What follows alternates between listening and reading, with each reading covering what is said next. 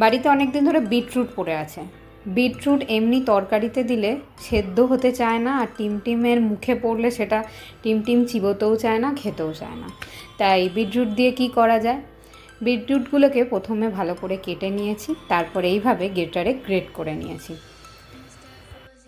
বিটরুটগুলোকে একটু জলে ভাপিয়ে নেওয়াও যেতে পারে, তাতে এরকম গ্রেট করার সময় তাড়াতাড়ি গ্রেট হয়ে যায়, এতটা গ্রেট করতে কষ্ট হয় না।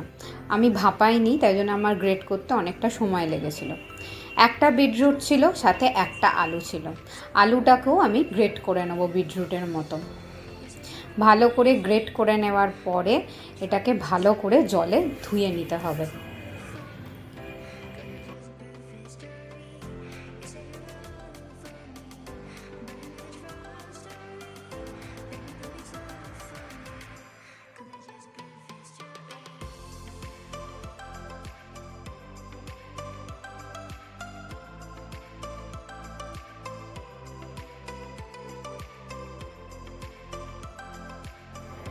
এরপর একটু আদা আর কয়েকটা রসুন নিয়ে নিয়েছি।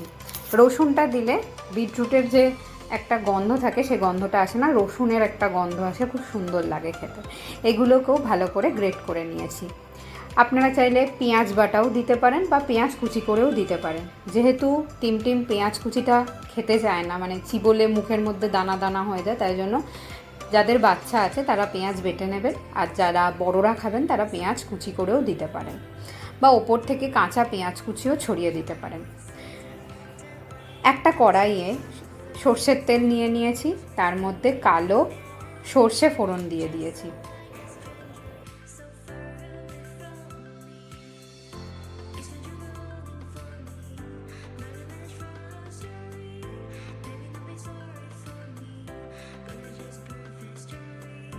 সর্ষেগুলো তেলের মধ্যে ফাটতে শুরু করলে এর মধ্যে রসুন আর আদা বাটাটা দিয়ে দিতে হবে।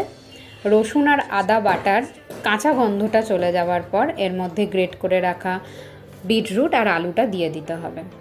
ভালো করে নাড়তে হবে। একটু পর দেখা যাবে যে এটা থেকে জল ছাড়ছে। যেহেতু আমি বিটরুট আর আলুটা সেদ্ধ করে রাখিনি বা আগে থেকে ভাপিয়ে রাখিনি, কাঁচাই গ্রেট করে এর মধ্যে দিয়েছি, তাই বিটরুটটা আর আলুটা সেদ্ধ হচ্ছে, তাই এটার ভেতর দিয়ে জল ছাড়বে।